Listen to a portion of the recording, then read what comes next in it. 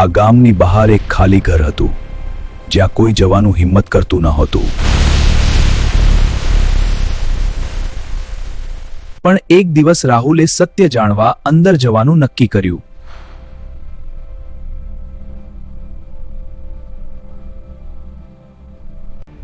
દિવાલ પરની તસવીરો જાણે એને જોતા હોય.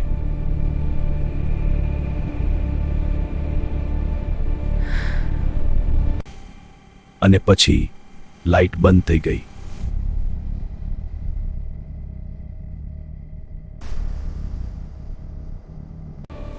એ ઘરમાં એક આત્મા વસતી હતી.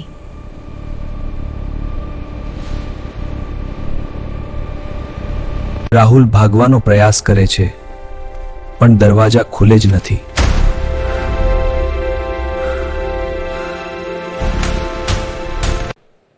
બાર વાગતા જ એ આત્મા જીવંત થઈ જાય છે.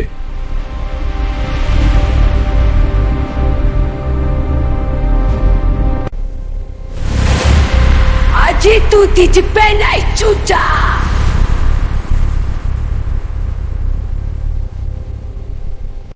અગલી સવાર ઘર ફરીથી શાંત હતું.